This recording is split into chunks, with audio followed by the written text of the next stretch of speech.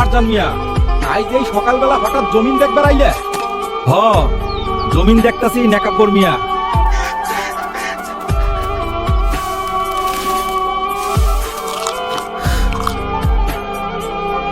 মা, ও মা, কি হইছে? অমন বলটা পাখি মতন কইরা ডাকতাছস কেন? আমি বিশ্ববিদ্যালয়ে চান্স পাইছি মা। কি যে খুশি লাগতেছে মা। তাইলে তো আমাগো আর কোনো কষ্ট থাকবো না। বাজান কই? তোর বাজান মাঠে গেছে। জমিন দেখে, বীরবিরাইয়া জমিনের লগে কি জানি কথা কয়।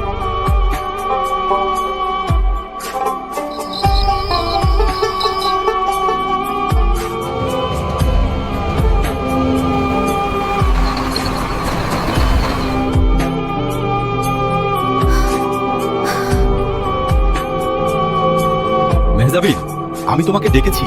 তুমি অনার্স এবং মাস্টার্সে ফার্স্ট হয়েছো, তার প্রেক্ষিতে কিছু কথা বলতে।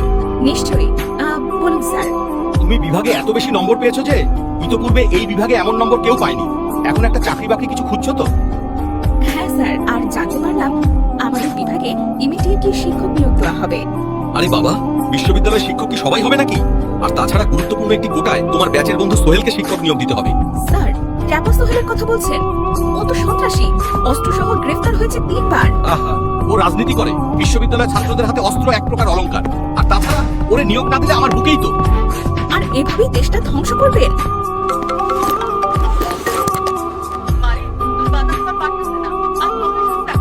মা, আর কিছুদিন সময় দাও।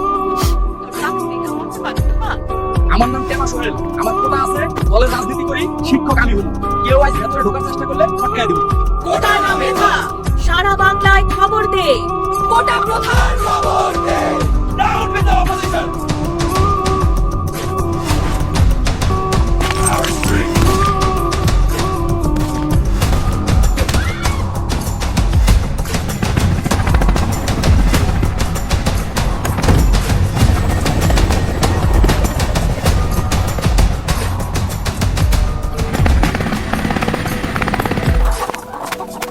মেহজাবিনের মা, শুনছনি? স্বৈরাচার পালাইছে, শয়তান হাসিনা পালাইছে। পালাইলো কখন? কখন পালাইছে?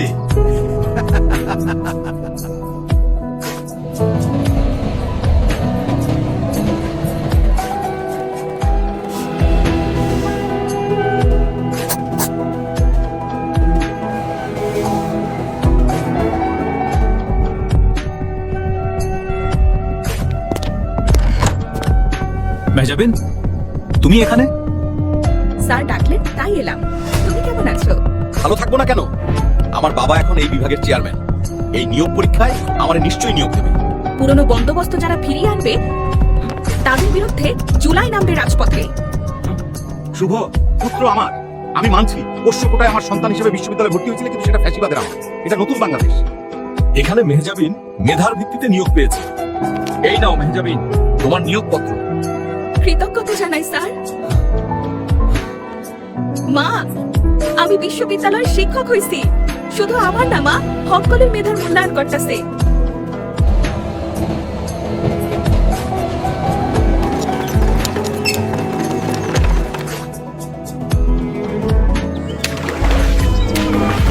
বীরবিরাইয়া কি কথা কও?